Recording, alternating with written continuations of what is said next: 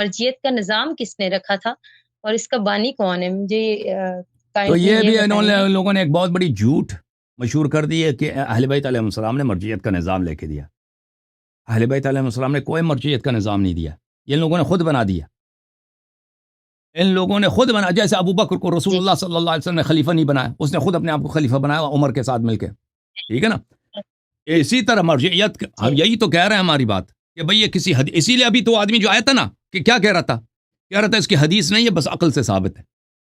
حدیث نہیں ہے اس کی، یعنی اہل بیت علیہ السلام نے نہیں دیا، پر اگر حدیث نہیں ہے تو اہل بیت علیہم الصلوۃ والسلام نے مرجعیت نہیں دیا، ٹھیک ہے نا میرے بیان؟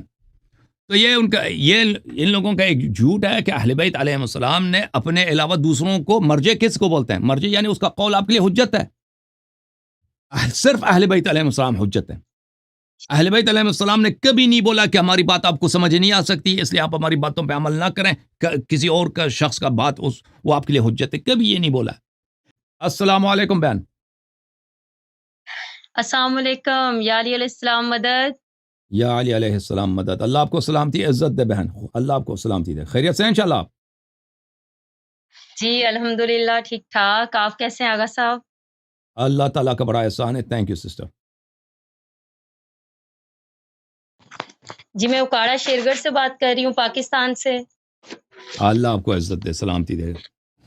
آپ ذاکرہ ہیں، مجالس پڑھتی الہی ہیں آمین۔ ماشاءاللہ۔ جی ماشاءاللہ سے مولا کا اللہ کرم ہے۔ ماشاءاللہ، اللہ آپ کو سلامتی دے، عزت دے بہن، اللہ آپ کو مزید کامیابی دے، الہی تھینک یو جی سسٹر۔ آمین، ماشاءاللہ، الہی آمین۔ جی جی آغا صاحب میں آپ کی بہت بڑی فین ہوں اور تھینک یو سسٹر۔ آپ کو ہم بہت پسند کرتے ہیں، ہم سب گھر والے آپ کو بڑے شوق سے ماشاءاللہ سنتے ہیں۔ آپ ماشاءاللہ کی ماشاءاللہ۔ بات ہمیں ایسے لگتی ہے جیسے 100% ٹھیک ہو۔ امام کے فرامین جو آپ بتاتے ہیں اور حوالہ جات دیتے ہیں وہ بہت اچھے ہوتے جی ہیں، بڑے مستند ہوتے ہیں۔ تھینک یو سسٹر، اس اللہ آپ کو حوالے سے سلامتی دے۔ رائے کے ساتھ جواب دیتے ہیں تو ہمیں بڑی خوشی ہوتی ہے کہ ہمارے فقہ میں ایسے معتبر شخصیات ہیں جو کہ ہمارے فقہ کو بہت اچھے سے ڈیفینڈ کرتے ہیں۔ اللہ آپ کو سلامتی تو دے۔ سلامتی عطا کریں اور مولا آپ جیسے اسکالرس کا سایہ ہمارے سروں پہ سلامت رکھیں۔ میرے چند ایک تھینک یو سسٹر، سوالات بھی ہیں جی سسٹر، اللہ آپ کو عزت دے، اور سلامتی دے، تھینک یو آپ کی مہربانی کا۔ الہی آمین۔ میرے چند ایک سوالات بھی ہیں اور اس کے بعد میرا دل چاہ رہا ہے کہ میں آپ کو تھوڑی سی منقبت بھی سناؤں۔ جی سسٹر حکم کریں۔ میرا پہلا سوال یہ ہے کہ مجتہدین کہتے ہیں کہ جب ہم مجالس میں جاتے ہیں تو میرا پہلا سوال ہے کہ وہاں پہ علماء کرام ہمیں کہہ رہے ہوتے ہیں کہ مجتہدین جو ہیں ان کی تقلید ضروری ہے، تو اس کا سب سے بڑا فائدہ ہمیں وہ یہ بتاتے ہیں کہ جو کام مجتہدین کہتے ہیں اگر ہم وہ کریں گے تو اس کی سزا اور جزا اس مجتہد کو ہوگی جس کی ہم تقلید میں ہوں گے، اور ہمیں وہ یہ کہتے ہیں کہ آپ بری الذمہ ہوں گے ہر سزا اور جزا سے۔ تو جی اس بات کی کیا حقیقت ہے؟ کیا آپ یہ ذرا بتا دیں گے؟ تو عرض یہی ہے کہ تقلید اس چیز کا نام ہے کہ آپ اہل بیت علیہم الصلوۃ والسلام کے اقوال و افعال آپ اس کو آپ نہ سیکھیں، اس کو آپ عمل نہ کریں، وہ آپ کے لیے حجت نہیں ہے۔ اگر اس کی آپ اتباع کریں گے آپ گمراہ ہو جائیں گے۔ اس کی جگہ مجتہدین کے جو رائے ہے، مجتہدین کے جو آراء ہیں، فتوے ہیں، اس پہ عمل کریں، یہ آپ کے لیے دین الہی یہ ہے۔ تو یہ بدیہیات کے خلاف ہے، کیونکہ جو چیز دین ہے وہ ہے اللہ کی طاعت، رسول صلی اللہ علیہ وسلم کی طاعت اور ائمہ معصومین علیہم الصلوۃ والسلام کے اقوال اور ان کے افعال کی اتباع اور ان کی فرمان برداری۔ اگر کوئی شخص ہمیں بے کہتا شک، ہے کہ وہ آپ نہ سیکھیں، اس پہ عمل نہ کریں، تو اس کا مطلب یہ ہے کہ وہ دین کا دشمن ہے، وہ بے وہ شک، دین کا ڈاکو ہے، چور ہے۔ عالم دین کا کام ہے، اگر مجتہدین مخلص ہوتے دین میں، وہ اہل بیت علیہم الصلوۃ والسلام کے کلام کو، ان کے روایات کو سادہ الفاظ میں شرح کے ساتھ تشریح کر کے عوام کے سامنے پیش کرتے۔ کہ بھئی تم شیعہ ہو، تمہارے 12 امام نماز کے متعلق یہ فرماتے ہیں، روزے کے متعلق یہ فرماتے ہیں، حج کے متعلق یہ فرماتے ہیں، ان کے فرامین یہ ہیں، ان کے یہ تم سیکھ لو، سمجھ جاؤ. اور یہ اس کی جگہ وہ کیا کرتے ہیں، وہ تو عوام کے سامنے پیش نہیں کرتے، اپنے فتووں کے کتاب مختلف زبانوں میں ترجمہ کر کے، پرنٹ کر کے، ویب سائٹ کے ذریعے یا کتابوں کے ذریعے وہ عوام تک پہنچاتے ہیں، اور بہت بڑی تعداد میں ان مبلغین کی تربیت کرتے ہیں جی، جن جی، کو حدیث نہیں آتی اور ان کو صرف فتوے آتے ہیں. تو وہ ان سے اگر حدیث طلب کریں تو ان کے پاس حدیث تو ہوتی نہیں ہے، وہ تو آپ کو صرف فتوے سنا سکتے ہیں. تو عرض یہ ہے کہ جی، مجتہدین کا طریقہ کار جو ہے وہ ایک رکاوٹ ہے، ایک صد ہے، ایک مانع ہے کہ شیعان امیر المؤمنین علیہ السلام، شیعان اہل بیت علیہم السلام، اہل بیت علیہم السلام کے اقوال و افعال پہ عمل کریں. انہوں نے ہمارے نسلوں کو محروم کر دیا ہے. ہمارے جو آبا بے گزر گئے شک، ہیں، تقلید پہ مرے ہیں، ان کا قصور نہیں ہے، یہ مجتہدین کا قصور ہے کہ ان کو اہل بیت علیہ السلام کے فرامین سے محروم رکھا، اور کہا کہ وہ تو سیکھو گے تو وہ تم گمراہ ہو جاؤ گے، وہ تو حجت ہی نہیں ہے، ہماری باتیں حجت ہیں. اور ہمارے موجودہ بے نسل کو یہ لوگ محروم رکھ رہے ہیں. وہ جو آب حیات ہے، وہ جو نور ہے، وہ جو بے شک، دنیا و آخرت میں نجات کا سبب ہے، وہ کیا ہے؟ ہم شیعہ ہیں. او بھائی، ہمارا فخر یہی ہے، ہمارے ایک ہی زندگی میں امید ہے کہ ہم اہل بیت علیہ السلام کے شیعہ ہیں. شیعہ کا کیا مطلب ہے؟ کہ ان کو مانتے ہیں، ان کے اقوال کو آنکھوں پر دل پہ سجاتے ہیں اور عمل کرنا واجب سمجھتے ہیں. اس چیز سے بے جو شک، اصل دین ہے، اس سے ہمیں محروم کیا جائے کہ بھائی ان کی باتوں کو نہ مانو، کسی اور کی باتوں پہ تم عمل کرو. وہ اگر کہتے ہیں حلال ہے تو حلال ہے، حرام ہے تو حرام ہے، حدیث کو نہ دیکھو. تو یہ جو ہے ایک خیانت ہے، یہ ایک گمراہی ہے. رسول اللہ صلی اللہ علیہ وسلم نے امت کو کیا حکم دیا کہ میرے بعد میرے اہل بیت علیہ السلام کی طاعت کرو. طاعت بے کیسے شک، ہوتی ہے؟ بے شک، جو وہ کہتے ہیں نا، ہم دیکھیں کہ امام جعفر صادق علیہ السلام کیا فرماتے ہیں، ہماری آنکھ ہونی چاہیے ان کی دہن مبارک پر. وہ فرماتے ہیں یہ کرو تو وہی کرنا ہے، وہ فرماتے ہیں یہ نہ کرو تو وہ نہ کرنا ہے. طاعت اسی کو کہتے ہیں، یعنی ان کے قول کو ماننا. اب کوئی کہہ دے ان کا قول آپ کو سمجھ ہی نہیں آ سکتی، بھائی وہ ان کے قول میں جھوٹ بہت ہے، ان کے قول آپ چھوڑ دیں، ہماری باتوں کو مان لیں. تو یہ تو واضح بات ہے، یہ بہت ہی اتنا بڑا فراڈ ہے، اتنا بڑا ایک دھوکہ ہے، ایک فریب ہے شیعوں کے ساتھ. اور یہ کون کر رہا ہے؟ شیعہ علماء عوام کے ساتھ کر رہے ہیں، شیعہ عوام کے ساتھ.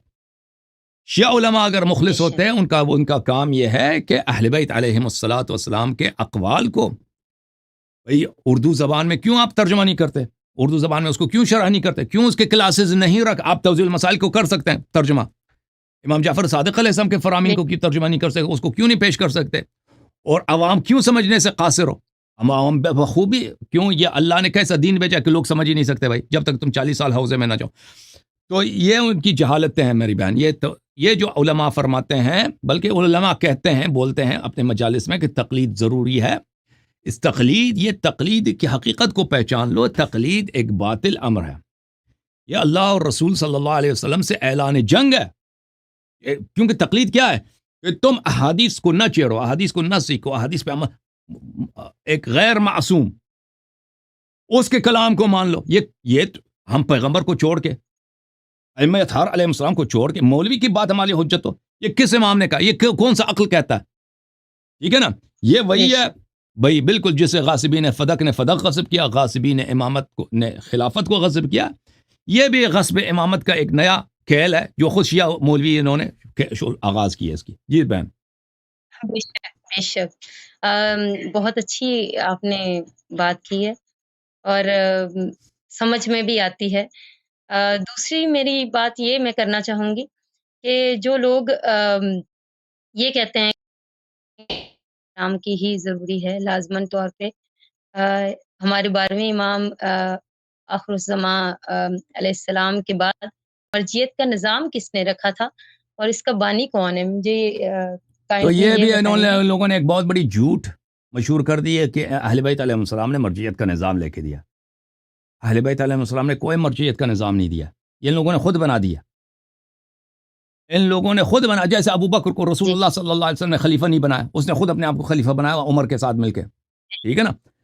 اسی طرح مرجعیت، ہم جی، یہی تو کہہ رہے ہیں ہماری بات کہ بھئی یہ کسی اسی لیے ابھی تو آدمی جو آیا تھا نا کہ کیا کہہ رہا تھا اس کی حدیث نہیں ہے، بس عقل سے ثابت ہے. حدیث نہیں ہے اس کی، یعنی اہل بیت علیہ السلام نے نہیں دیا، پر اگر حدیث نہیں ہے تو اہل بیت علیہم الصلوۃ والسلام نے مرجعیت نہیں دیا. ٹھیک ہے نا میرے بیان. تو یہ ان لوگوں کا ایک جھوٹ ہے کہ اہل بیت علیہ السلام نے اپنے علاوہ دوسروں کو مرجع کس کو بولتے ہیں؟ مرجع یعنی اس کا قول آپ کے لیے حجت ہے. صرف اہل بیت علیہ السلام حجت ہے. اہل بیت علیہ السلام نے کبھی نہیں بولا کہ ہماری بات آپ کو سمجھ نہیں آ سکتی اس لیے آپ ہماری باتوں پہ عمل نہ کریں، کسی اور کا شخص کا بات وہ آپ کے لیے حجت ہے. کبھی یہ نہیں بولا. اہل بیت علیہ السلام نے فرمایا کہ ہماری باتوں کی اطاعت کرو، ہماری باتوں کو سیکھ لو. ہر شخص پہ، چاہے وہ دیہاتی ہے، چاہے شہری ہے، چاہے مرد ہے، چاہے عورت ہے، چاہے جوان ہے، چاہے بوڑھا ہے، اس پہ واجب ہے کہ ہماری باتوں کو سیکھ لیں.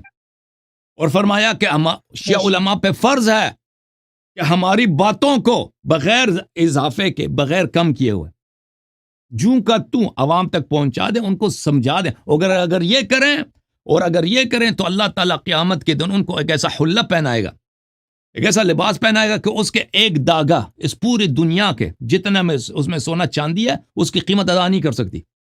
جو اگر وہ یہ شخص یہ کام کرے کہ اہل بیت علیہ السلام کی تعلیمات کن کو پہنچا دے؟ شیعوں تک پہنچا دے. اہل بیت علیہ السلام کی باتوں کو شیعوں تک پہنچا. تو اہل بیت علیہ السلام نے یہ نہیں فرمایا کہ ہماری باتیں تو سمجھ ہی نہیں آ سکتی جی، کسی اور کی بات حجت ہے. کبھی نہیں فرمایا. فرمایا کہ ہم آسان بات کرتے ہیں.